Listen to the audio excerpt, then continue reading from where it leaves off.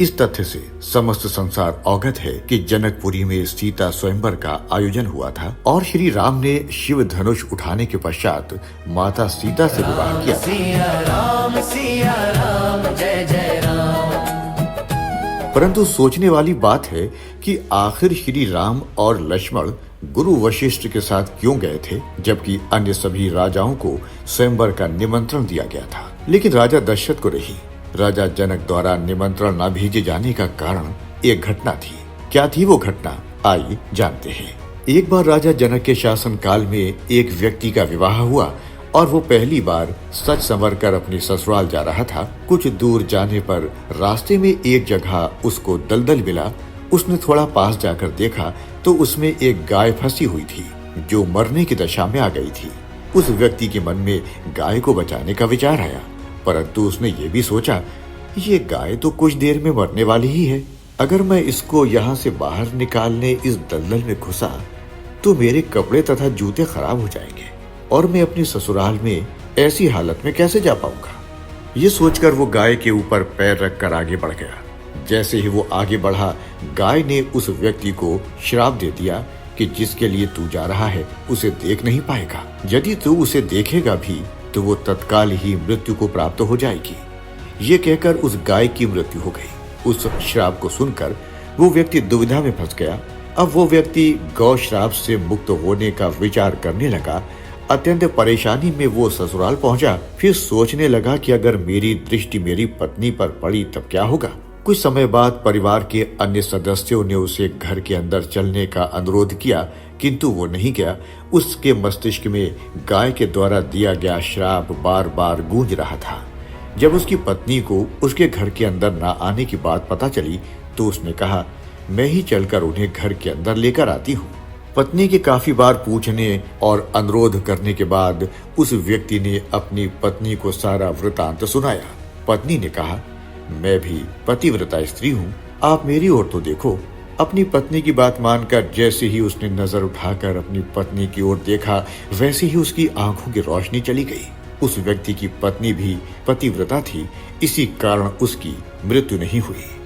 ये देखकर पत्नी अपने पति को साथ लेकर राजा जनक के दरबार में गई। वहां जाकर उसने सारा वृतांत कह सुनाया।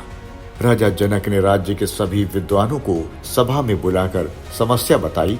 उन्होंने अपने दरबार में बैठे हुए ब्राह्मणों को कहा, हे ब्राह्मण देव, गौ श्राप से निवृत्ति का कोई सटीक उपाय हो तो बताएं।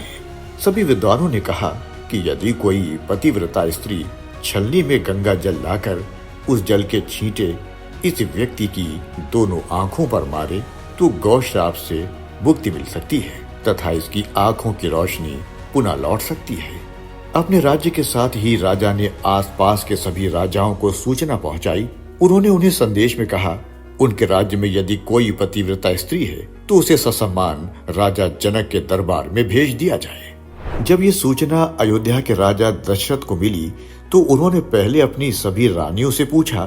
प्रत्येक रानी का यही उत्तर था कि राजमहल तो क्या, आप राज्य की किसी भी महिला, यहाँ तक कि झाड़ू लगाने वाली ही क्यों ना हो, उसे भी पतिव्रता ही पाएंगे।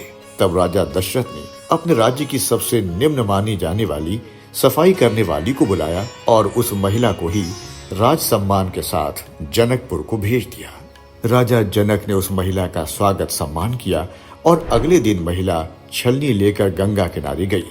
वहां पहुंचकर उसने प्रार्थना की कि हे गंगा माता, यदि मैं पूर्ण पतिव्रता हूँ, यदि मैंने अपने तन और मन से अपनी पति को ही परमेश्वर माना हो तो गंगा जल की एक बूंद भी छलनी से नीचे नहीं गिरनी चाहिए। ऐसी प्रार्थना करके जब उसने गंगा जल को छलनी में भरा तो जल की एक बूंद भी नीचे नहीं गिरी। राजा और दरबार में उपस्थित सभी नर नारी ये दृश्य देख आश्चर्यचकित रह गए।